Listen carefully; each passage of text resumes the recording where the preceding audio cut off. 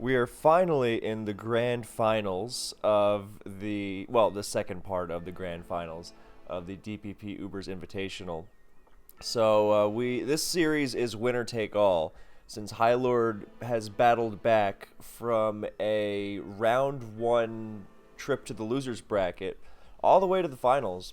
And Gary, being the champion of the winners bracket, had not dropped a series until he met High Lord in the first round of the grand finals.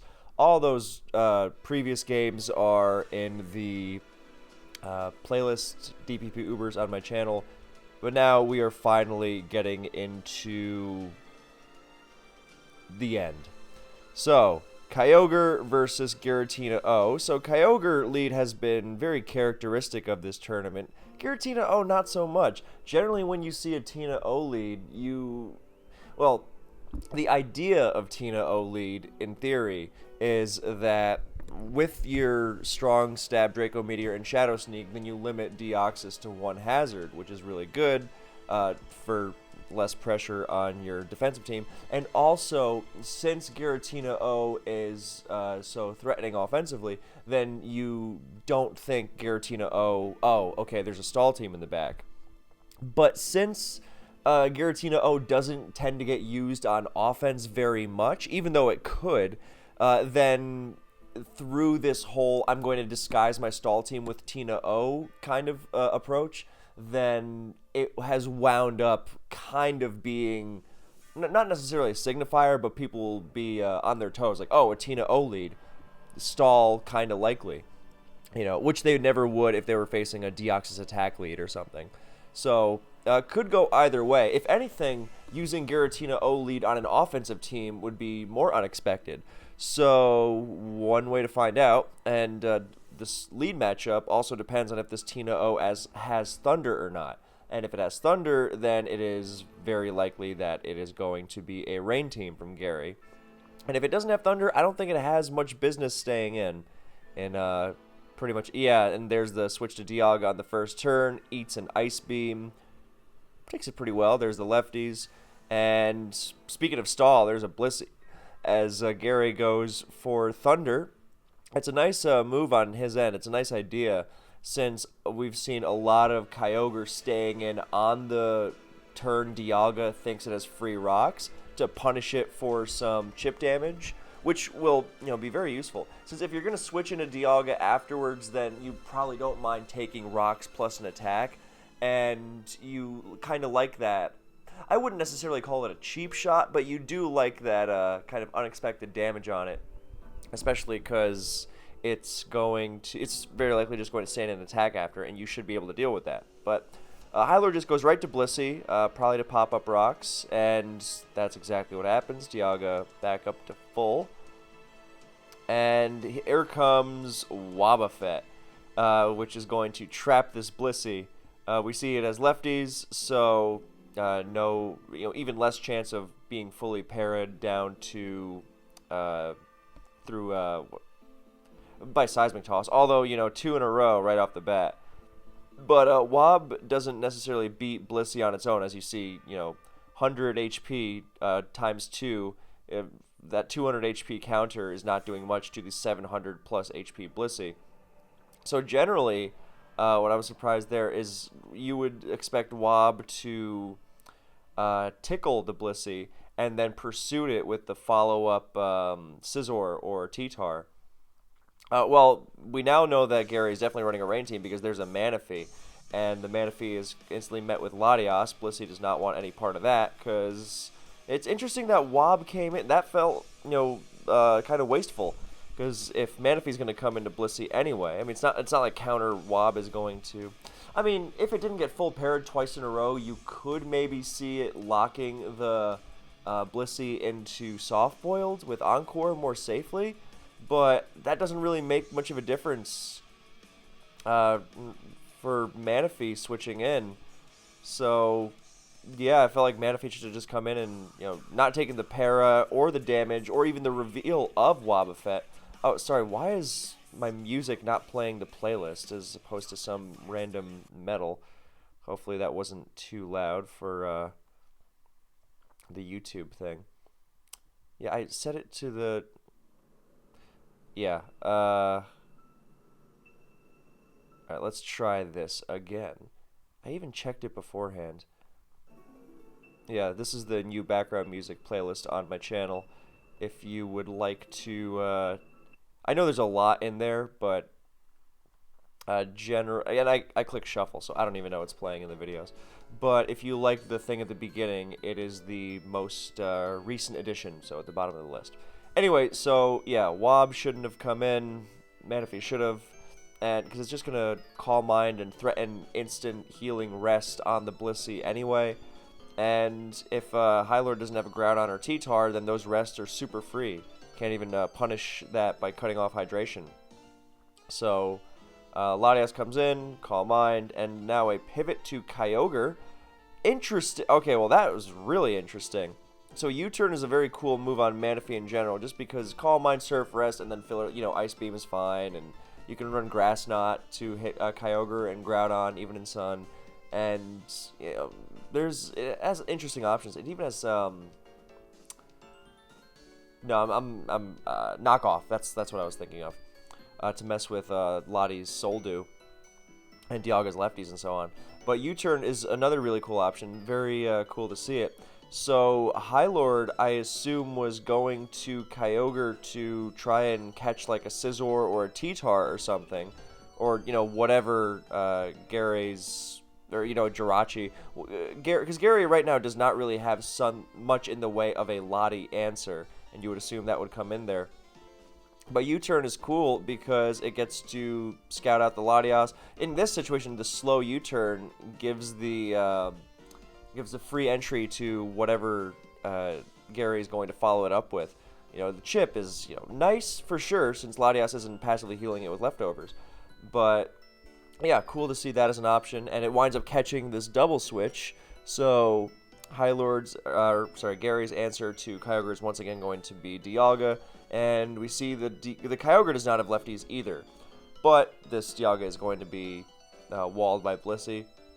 So right now, you could make the reasonable guess or assumption or inference or whatever that Gary's team does not enjoy Blissey, and it's pretty much going to be Manaphy winning or not much else. So in comes Dialga, which shows non-lefties. Could be a number of things, as that's the Manaphy answer now, as it's less annoyed by U-turn. And so that was a nice thought on High Lord's end. So it goes right for Thunder, and nope, no para. Okay, so again, Blissey. Gary is not really punishing the Blissey switch very much. As you see, it's taking these attacks with Rocks Up and not even needing to soft boiled, because it's not really threatened much. I mean, it does there, which will help it against Giratina, but it doesn't really need to. It could have just, chunked off another Seismic Toss if it wanted, because, the lefties are doing a lot of the work in conjunction with how little it's taking from all that damage. So, Kyogre comes in, eats another Surf, and the Manaphy is not resting. It's been chipped, and in comes Dialga. Is High Lord going to Hydro it on the switch? No, he goes for T-Wave. Nice, same idea. That was the prediction, because you can't T-Wave Manaphy, because Hydration will cure it right away.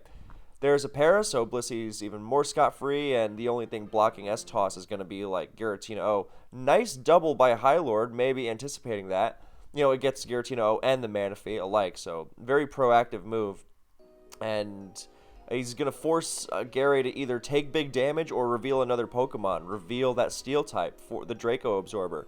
But it's the Draco Absorber is his own Dialga, which, can get the job done, but over time, he might falter. Dialga's going to have a lot more opportunity, to say nothing of the Latias. Of course, there is almost surely going to be something else that can take the Draco Assault.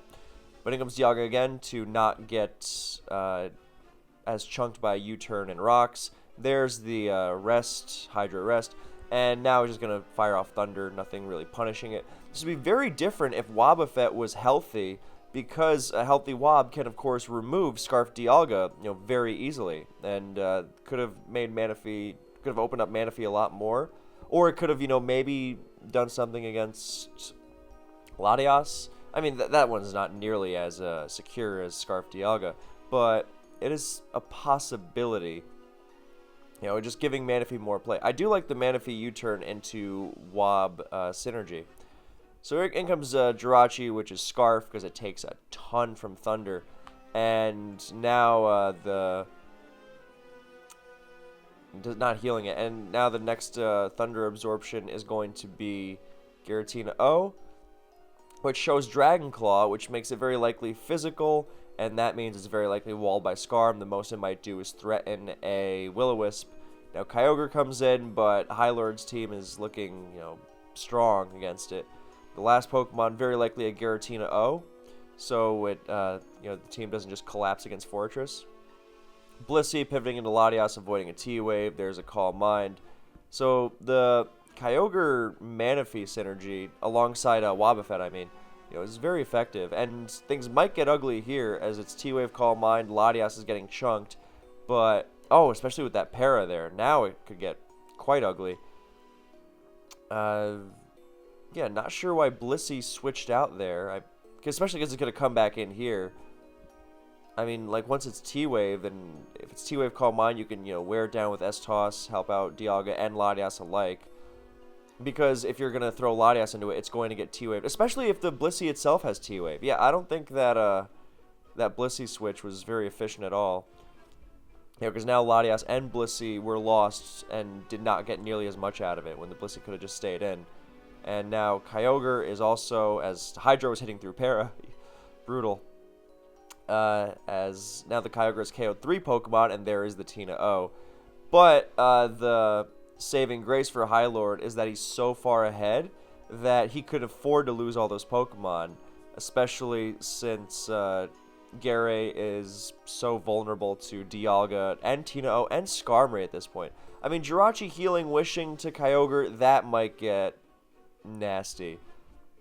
I guess he wants to avoid the Trick, which is why he goes to Giratina O, which gets blocked, which blocks Trick with Grisius Orb. But Dialga is now fully healthy.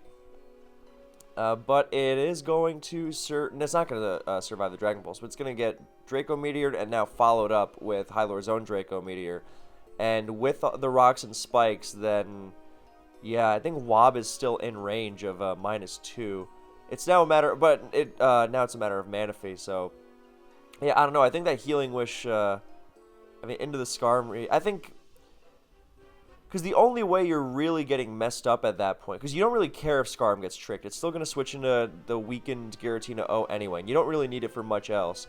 So the only way you're really getting messed up is if you give up a Healing Wish for free, as opposed to, whirlwinding around and forcing more to happen. And the way that worked out, then he just lost Giratina O for, chunk on Dialga, but, now he lost his Giratina O and preserved the Skarmory, which was less valuable. So I think Skarm should have stayed in on Jirachi there. As now it takes the +1 Rain Surf and Whirlwinds in Kyogre. It actually, if the Skarm's last move is Toxic, which it tends to be in Ubers, then it actually can't hurt the Kyogre. So it's just going to be either, switching. Well, he could sweep. No, I don't know. I don't think he's going to sweep with Dragon Pulse. Thunder, maybe. Because Tina O is 29 after Para. So you just need to force another round of Rocks on it, maybe, and then you have your Thunder Sweep. Because Dragon Pulse isn't going to get the job done against a resting Manaphy, barring some serious luck. So, yeah, I guess you either roost looking for Para, or you go to Dialga. And, yeah, going to Dialga might be the safer bet. Just because it lets you force in what you want, whether that's, Thunder or with Dragon Pulse. And it then lets you switch out, sacrifice the Skarmory, and then go for the other move. And I guess the other move in this case would be... No, you don't want to give Manaphy the free Calm Mind, so you... No, actually, I don't even know if that works. I don't think it does. Because Kyogre gets sacrificed either way. The move with Kyogre might be to just... I guess if you go for 3 layers of spikes, then you maybe pressure Manaphy better, but you're still not KOing it with Dragon Pulse. So yeah, I don't know. I guess it maybe gives you some better odds, but I don't know. It was. I think after the Skarmory was preserved, then it was a bit between a rock and a hard place because the Giratina O was gonna get in the way of the Thunder Sweep almost always, and he didn't have enough Pokemon to preserve against it. Once Skarm took that +1 Surf. So there's yeah, he's going for the Thunder Sweep. Okay, so better odds there because he needs a crit or a full para against the Tina O. Oh, and he gets it. Brutal. Ugh, yeah, a lot of odds going on in this one. Yeah, I don't know if that was the cleanest win, but that was definitely a tight finish either way. All right, that's game one. High Lord lead. He needs 2 more to win because remember it's best of 5. Yeah. Yeah, I'm not going to make any calls on, who got luckier in that game because there was stuff on both sides, like the Kyogre making its way through the Latias. Whether it was the most efficient way of doing it for High Lord, that's up to debate, but yeah. Okay, game 2, Darkrai and T-Tar lead. A lot is dependent on the items here, and Lum T-Tar is generally pretty rare. The most you might see is Sleep Talk Choice Band, but even then. Both Pokemon hit by Chip. Darkrai has any sashes broken with Sand. T-Tar has any sashes broken with Bad Dreams. Now it comes Groudon, looking to either not... Okay, so that could be a signal of Scarf Darkrai, or, it's not necessarily a sign of Scarf Darkrai locked into Dark Void. It could also be, hey, now I have a Dark Void that threatens Focus Blast, and something like a Bronzong or a Scizor or a Jirachi's probably going to come in, so I'm going to go to my Groudon, which is a good matchup against Pokemon that switch into Darkrai, and I'm going to get up my Rocks. And if T-Tar stays in, then I'm going to get up Rocks on that. So, either way, good move. Rocks go up, in comes Gliscor, not fearing Lava Plume Burn, which is, fairly rare, to be fair. Hyler's going to check out what it wants to do with Darkrai, which Dark Pulses doesn't reveal anything of itself because it hits a sub and gets Toxic. So that makes a Magnezone very likely, because if you don't have Taunt Gliscor, you are completely ruined by Skarmory. And Sub-Toxic Roost EQ, definitely a set with infuriating stalling potential, but you got to be able to do something to that Skarm. So, and Magnezone on a T-Tar team also means that a Garchomp is very likely. And then you've got your other Pokemon to help deal with water, like Dialga and or a Lottie Twin. So, that's what's likely here. So, assuming the Scarf Dark Pulse, then Gary goes for a... Which is, a very fair assumption to make when facing a lead Darkrai. He goes for a Roost, trying to shrug off that next Pulse. As, look, if Darkrai is switching into Gliscor, it is early in the game, and Darkrai is fairly, not expendable, but, depending on its moveset, you won't necessarily value it as much as your other Pokemon, so you can safely check out what Gliscor wants to do once it's slept something else and effectively gotten a KO. It's not necessarily a sign that the rest of High Lord's team doesn't like Gliscor, but, it could. So he wants to just see what it's going to do. And High Lord pulls out a Nasty Plot, which is rare. Or not rare in the lead slot, but lead slot Darkrai generally won't be doing a lot of sweeping. It could do wall breaking, which is why Nasty Plot is a good option, but generally you're going to see things more like Taunt and T-Wave. Stuff that messes with the opponent early game without, needing a boost. It messes with the opponent immediately. But of course, Nasty Plot can do exactly what it's about to, which is put the opponent in some very uncomfortable positions, because Gliscor, it could have Spadef, could take a +2 Pulse, but it's not going to take it, with pleasure. And that +2 Pulse actually hits that Dialga quite decently, so it's not going to be Scarf. It's going to have a lot of bulk. It is going to protect, and the Darkrai does have Focus Blast. So it has 2 more turns. Is he going to Dark Pulse? No, he goes to T-Tar. That's a great move, not just because it predicts the Dark Pulse prediction, and it gets the T-Tar. So basically, even in the worst case on that turn, which is that it gets Focus Blasted, it's T-Tar dies, but the Darkrai also dies, and T-Tar at this point is just sleep fodder. It was essentially KO'd anyway. That is exactly the kind of Pokemon you want to get KO'd if you have to give something up to a +2 Darkrai. The Pokemon that is effectively out of commission, what's going to be less valuable relative to your other Pokemon than that? So with the sand, then he does knock it out in conjunction with the poison. And the best case scenario, of course, is that, the High Lord goes for a Dark Pulse because he's not expecting the Dialga to stay in, and he's going to try and catch it with some sort of fighting resist, like, the Gliscor, or like Giratina O, or a Lottie Twin. And so the best case, of course, is that he still has his T-Tar as Death Fodder, Or, it might even wake up and do something, but, just Death Fodder is good. Groudon comes in, replaces the Sand with the Sun, and immediately double switches to Rayquaza. So High Lord is not easing up on the gas at all, as he baits in the Gliscor, which thinks it had a free switch. Now the Sand wouldn't affect Rayquaza because of Airlock anyway, so I assume he just wants the Sand in general.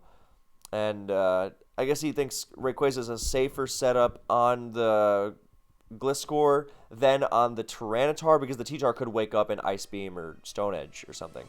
So with Gliscor, especially if it's Lum, then he could just SD or DD or whatever it is. So in comes Magnezone, which is not much of a Ray answer if it's a boosting set, and if it's gonna launch a Draco Meteor, then it's going to eat it pretty well, but the Rayquaza remains threatening. And now in comes the Gliscor again on the -2 Fire Blast. And Ray's really strong, and Gliscor's bulky, but, the -2 Draco is still going to KO it at this point, so he's just going to sacrifice it. I don't know if that was the move, because he's going to... I think sacrificing Magnezone would have been better at that point, because if you're going to commit to, dropping Magnezone down to 34, then, maybe it's Scarf or something, and he thinks he can get something out of the speed.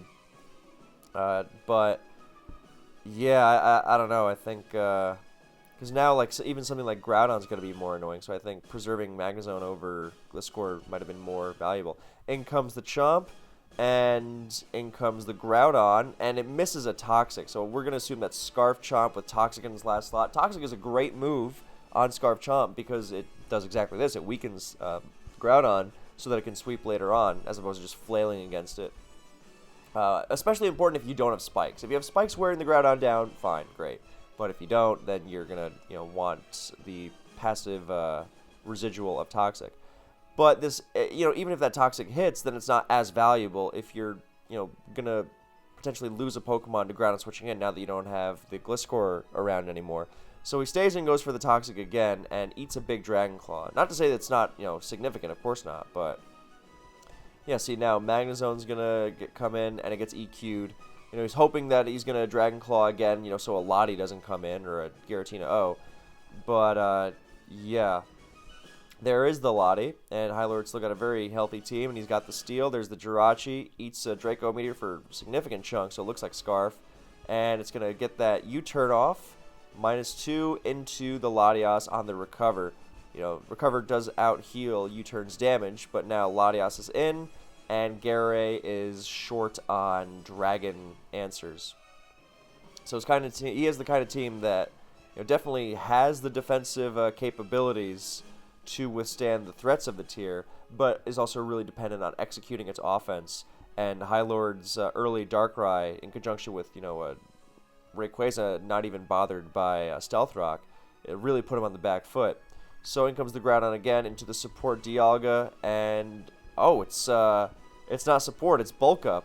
So that Toxic has great synergy with this, because now the Dialga doesn't necessarily have to... This makes dealing with the Groudon really much, much better, because now you just boost as it dies. And, when you have to finish it off with your +1 Dragon Claw, or Outrage if you're Sleep Talk, I guess, then... but no, it has Protect, so it's not going to be Sleep Talk.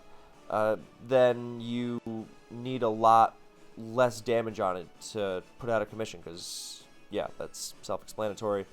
And he goes right into Lucario on the Protect. Great move. So High Lord's team is utterly ferocious. And Lucario is going to stonewall this Dialga if it is the standard of sub Bulk Up. If it's Bulk Up EQ or something, then to ruin Heatran, which I could definitely see, because Heatran is a pain for this kind of team, then the Lucario is out of luck. But even Life Orb CC is going to really put a charge into it. and make it unable to deal with that. So that's a good move on High Lord's end. He doesn't want to risk, swords dancing, and then he doesn't want to risk SDing and getting EQ'd and doing nothing. Because if he CCs the Dialga and it is Earthquake, at least he put it into range for Rayquaza and Latias. And if it isn't, then he's going to win anyway. Yeah. So he's way far ahead. There's another Jirachi. I mean, the Latias is the one thing that could potentially even this up, as it recovers twice, staying at full health, and it wins. I don't know if it's a speed tie or not, but it goes first and gets that Draco Meteor KO. But that also gives Lucario an SD.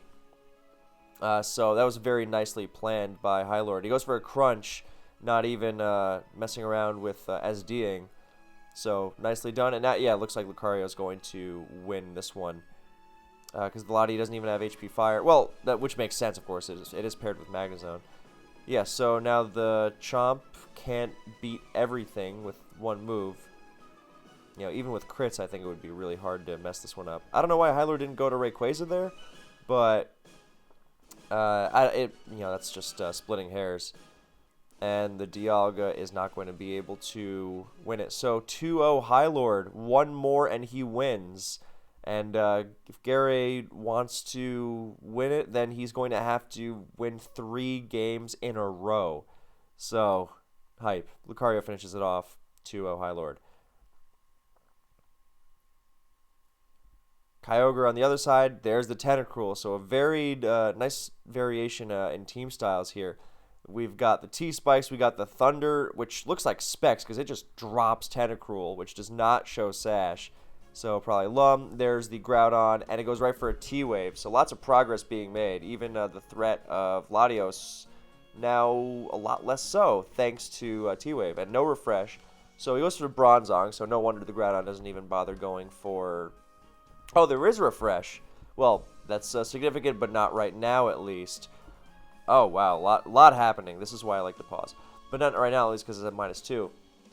I am surprised the Zong didn't go for Rocks.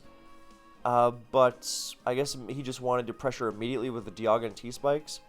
So the Dialga not staying in for sure. And, High Lord made a great move, because what's going to switch into a Dragon move, it's classic. And if there's a Rain team, then it's not going to have a Heatran, so you don't have to worry about that getting in your way. So a very free Fire Blast, especially because if Kyogre wants to switch in to remove that, then it's going to get poisoned, and, it doesn't want to switch into a Draco anyway. So excellent Fire Blast, drops the Jirachi, and no Life Orb, so no visible item yet. So we won't, I think... It's very... I mean, we don't know as spectators. Actually, if anything, that means High Lord doesn't know what set the Jirachi was. But it's very likely, most Jirachi sets don't exactly take kindly to Sunny Fire Blast, even if it's not Specs Dialga. So, but either way, that's a big one. And in comes High Lord's own, or Gary's own Dialga, which is going to pop up the rocks, classic. And it's going to... I was going to say, if it is a bulk up, then it's going to be Gary's biggest threat. Well, he's got refreshed Latios and Dialga, so he's not completely ruined by T-Spikes. But he's going to have to leverage them well, especially because the Weather War... Oh, I guess it's not necessarily a Weather War, because High Lord has dual Weather. And his own Kyogre, not really wanting to get up rocks. I guess he doesn't want to deal with High Lord's Kyogre as much. And now he goes to Groudon from the Kyogre 1v1, and Gary answers that with his Latios, and that is a mismatch for High Lord, who, I mean, at most he's gonna survive the Draco and then do what? Now it is interesting to see T-Wave Groudon without rocks, because that signifies Paradance, or T-Wave Swords Dance most of the time. Which is a set you don't see very much, but it has enormous destructive potential. If he finally gets up the rocks on the -2 Latios, so that is going to be significant. It was an interesting choice how he decided, look, I'm down a Pokemon completely for free, and I don't want to get up rocks yet. I want to immediately get damage and even the score out. So that was a really cool choice by High Lord. But he doesn't need to get the rocks eventually, and now he's going to have to contend with that Kyogre. He's going to answer it with his own. And he gets met with another Specs Thunder. Great move, because even Dialga switching in runs the risk of paralysis. So Gary getting a ton out of this Specs Ogre, even poisoned. Groudon comes in. Dialga comes in, absorbing the T-Wave or the Dragon Claw aimed at the Latios, which, fine. And I was going to say, if it's like a standard support Dialga, it's not going to threaten Groudon very much, especially Para 1v1. But it doesn't have lefties, which means a much more offensive Dialga. So it means that Groudon can't just stay in and throw out Dragon Claws for free, because it can get punished with a very strong Draco Meteor in return. Dragon Claw, and that's exactly what happens. It could be Shuka, but yeah, now Groudon is chunked really hard, and it's not Shuka. At full health, Dialga does tend to live that kind of hit anyway. But, so it was a good move from High Lord, and he's really being protective of that Latios, which is smart.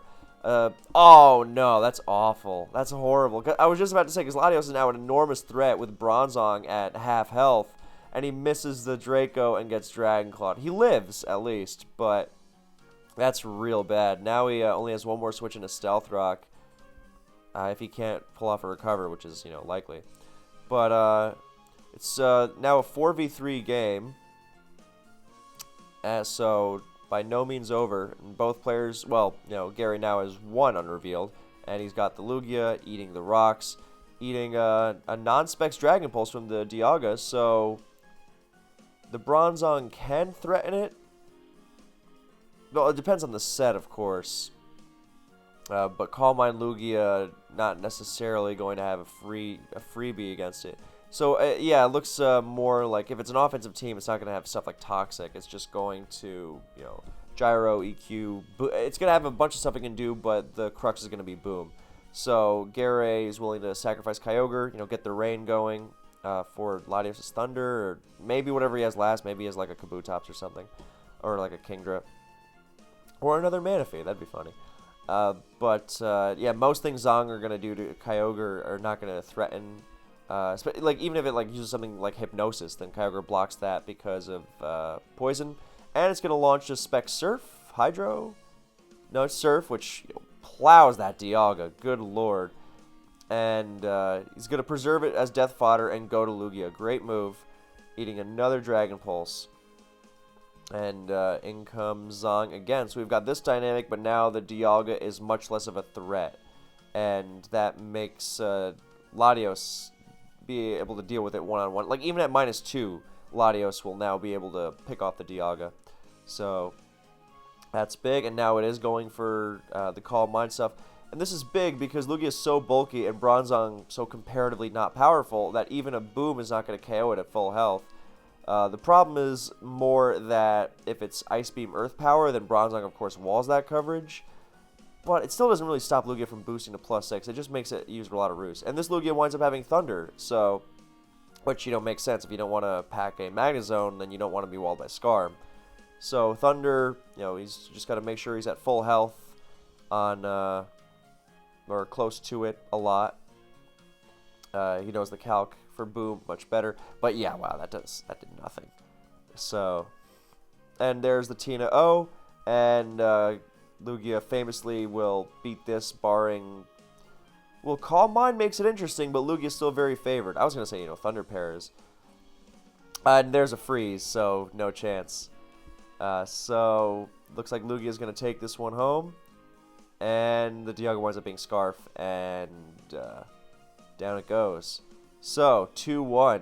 The Gary comeback might be beginning. Fori. Yeah, wow, really running a gamut of different team styles here, which is great. Deoxys Speed taunts and reveals Colbur Berry. So, and then HP Fire, very cool. You don't see fire coverage on Deoxys Speed very much, and that makes Fori feel very free against it. But with this, Deoxys Speed has completely dominated the Fori. Now it's not only going to get... it's prevented hazards completely, so no T-Spikes wearing down Kyogre or anything like that. And it's going to get its hazards. And Fori is going to have a horrible time coming in and spitting or spiking or anything like that later on. Because it's so slow, and it's at 35, and it's going to deal with hazards before, it even has a chance to do anything.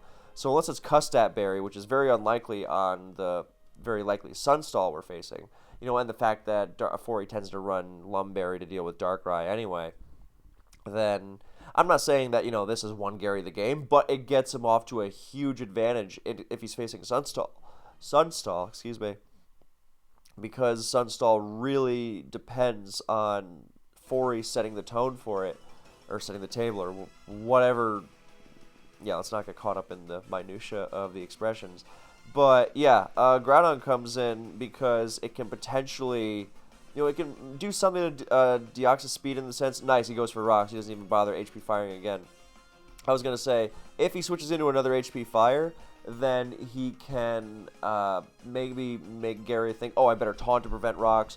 Oh, but I want to get rocks myself, and that'll let High Lord get rocks. He can, maybe force something with the threat of EQ KOing. Of course, if the Deoxys speed is bulky, then EQ doesn't KO and he can do whatever he wants.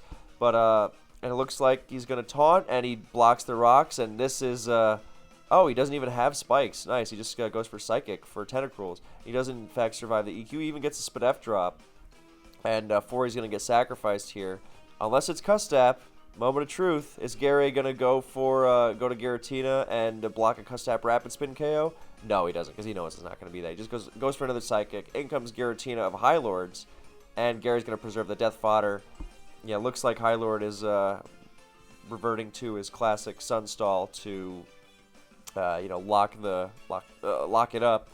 But Gary came very prepared. And the EQ Whisperous Talk Giratina is not going to threaten Latios much at first. Not dealing with any hazards at all. Deoxys Speed doubles in on the Blissey. Not sure what that's going to do for the Bliss. It's just going to chip it with Psychic. I don't know if that was the best use of Death Fodder. Yeah, Groudon comes in, Darkrai double on the obvious Cresselia. Great move. Clinical. Perfect from Gary. And yeah, I think that Deoxys Speed... But the thing is that he's so far ahead, he can afford to play, so ridiculously uber safe. He can afford to play it so safe that, he just doesn't make the optimal use of Death Fodder. I mean, he's playing a stall team anyway. Not to say that Death Fodder isn't useful against a stall team, but it's not like he needs every sacrifice possible for, a bombardment of Draco Meteors. So, Darkrai gets the Void off, chase out Cress. Blissey's not looking so good. Fori gets sacrificed. If this nasty plots, it might just be... No, okay, Focus Blast. In comes Groudon, which is just praying for a Dark Void miss at this point. But Gary's completely controlling the game. Completely on the front foot. And now Latios is forced to come into Darkrai. I mean, it does switch into Focus Blast, but not a good sign. And it gets Spadef dropped. And even reveals Life Orb, so it's not going to be taking that well at all. In comes Blissey on the Dark Pulse. So it is out of Focus Blast range barely, but Groudon has slept. And in comes a Metagross. That's an unusual choice. And look at... Yeah, High Lord does not have much in the way of Meteor Mash switches. I mean, okay, Giratina resists everything by virtue of bulk, but it's not threatening much in return. So again, here comes Latios. And here we start to see the resilience of Sunstall. I mean, Gary's in control, but he's not going to be able to just freely mash buttons to win, because, Blissey walls Latios, and Giratina is taking on the physical things. But, of course, he has the tools to make it happen, especially with the hazard advantage. So, but it's not going to be automatic, and this is why Sunstall is such a consistent style. Even with that, pretty much perfect start for Gary, then he's still not going to have it for free. So... in comes Groudon, doubles to Darkrai on the Cresselia again after scaring out Blissey. Beautifully done. If he nasty plots, that's when it gets nasty. And he doubles to Blissey again, just racking up Stealth Rock Chip everywhere. Meteor Mashing is safe because Giratina coming in doesn't threaten as much as... Oh, there's a crit and a raise. Brutal. Yeah, since Cresselia and Blissey are more threatening when they switch in because of Gary switches to them not liking their status as much, but Latios doesn't mind Giratina wisping it as much. I mean, for all we know, it might be Refresh again, but it also is just really... It's not the threat. It's just baiting in Blissey for the other things to be the threat, because it doesn't make any progress on its own. It's just a Giratina scaring machine. Not to mention, with all the pressure and the sleep talk, then the odds of it actually switching into that Will-O-Wisp, I mean, he was totally fine with it early on, but the odds of him even eating that Will-O-Wisp at this point are not very high. So another beautiful double in Metagross. Another, I guess he's not Lum, because he really did not want to eat that Wisp potentially, the Sleep Talked one. And he gets another Mash Boost and EQs the Giratina, and now Cress is coming into Metagross and gets blown up. I mean, Cress is not very good at Metagross anyway, but he doesn't even mess around with Meteor Mash accuracy. And with Cress gone, then Rayquaza is going to... Well, Latias is still a threat, and Rayquaza switches out of Groudon. I guess he wanted to the one-on-one against Blissey. And I don't know why he didn't go to Groudon then, because neither of them are good against Latias, but Groudon is better against Latias, unless you're willing to sacrifice yourself for the E-Speed chip, which I don't think you are. So I don't know if Rayquaza was the best there, especially because it means Latios eats a Dragon Claw. But hey, if you were willing to eat Giratina Will-O-Wisp, then that Dragon Claw is not necessarily the end of the world. Grass not forcing a soft willed yet. In comes Darkrai to sleep something again. And yep, Blissey's gonna get slept. And now, eating the Toxic definitely not ideal. But Blissey, I'm surprised he didn't stay in, because if he now he can't avoid a KO from the Life Orbed Darkrai with Blissey being slept and Groudon being chipped and Latias being chipped. He could have forced one, but I guess he didn't want to mess around with Focus Blast accuracy, and Life Orb recoil and all that. Potentially getting switched around. So he went the safer route, went to Groudon, and just went for the Life Orb Dragon Claw, not letting Latias come in. Groudon of High Lord's Own is not, in perfect condition to switch in, especially if it's, Life Orb Groudon. So now Lottie comes in, and no Grass Knot, no Draco Meteor. It's not going to be able to finish Gary off. This is why, Draco Meteor is so valuable on Latias. I even Calm Mind Latias, just the instant damage is so big in faster games. And, yeah, so Hylord just forfeits, and that is going to... Oh, so Hylord starts off with 2 wins, and Gary comes roaring back with 2. So here's the final. Winner take all. Unless there's a tie, obviously. In which case they'd have to play again. Hell yeah. Deoxys attack. Kyogre, so... Here's the big one. Thunder Paralysis from Kyogre is what we're gonna... Well, okay, so that's... You don't see a lot of Thunder from Deoxys attack, but if Kyogre's gonna stay in against it, you may as well punish it with huge damage.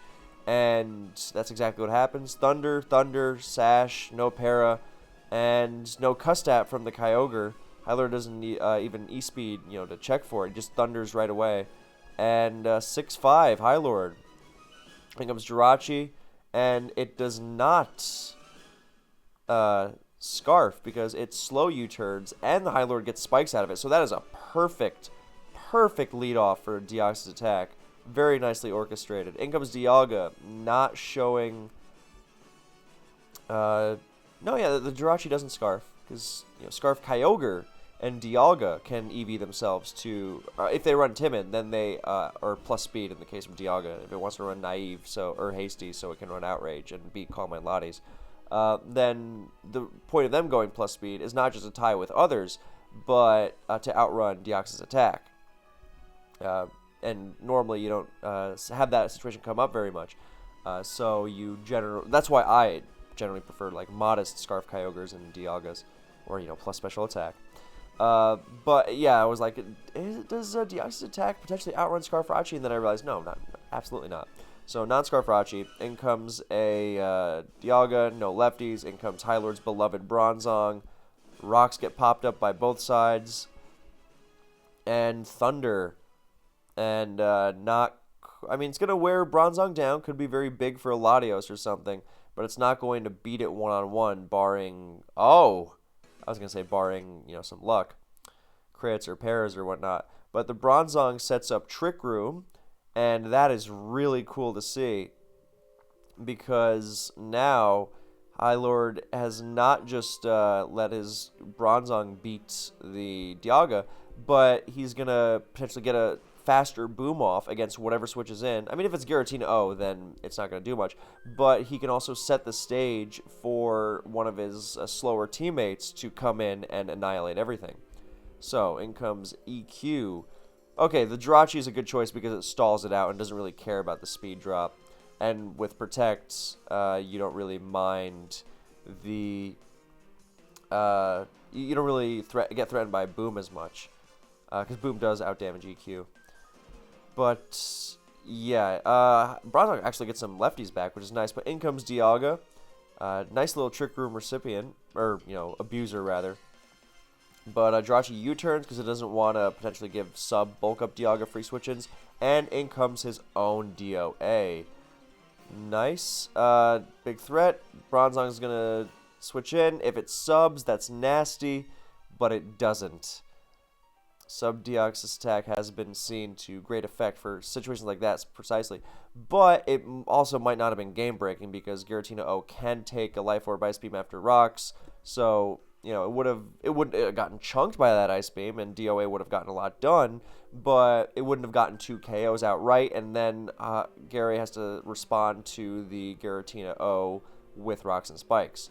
So, the Jirachi... with the pace so dictated by High Lord in this one, then Jirachi's not able to slow the game down enough, especially because it doesn't have Protect, and he's not gonna pose much of an offensive threat in return. So he's gonna really have to make a lot happen with these last 2 Pokemon. One of which is gonna have to be like a Lati Twin or a Giratina, something to resist EQ, and is in fact Latios. So there's a Sneak, which is gonna put it into range of Scarfers and priority. And yeah, or just a faster Mewtwo. And with Jirachi so weak that Mewtwo is looking really good. Switches into an Ice Beam. And it is Life Orb, so Jirachi's looking like toast at this point. And it does in fact drop to Thunder. So does that last stop? Is it Kabutops or something? No, it's another Lugia. And eating Life Orb Thunder from Mewtwo... No, it's not quite going to work out. Gets parried, not really going to make a difference. Doesn't parry in return, and Mewtwo is going to sweep with Ice Beam. So that makes High Lord the winner of the DPP Ubers Invitational. What a run, going to the losers bracket in the at the first opportunity, and then coming back and winning the whole thing against the guy who had not dropped a single series beforehand. So. Yeah, thank you so much for following this tournament. I hope you enjoyed. I hope, if you need catching up, then the playlist this video is in has everything else from it. I might do another follow-up about, like, the stuff we learned from it, the usage stats, whatever. Because, I love this tier so much. So, that's why, I tossed money into it for the winners, or the top 3, rather. And, I was very glad to see how excited everyone was for it. So, once again, thank you for watching, and I will catch you in the next one.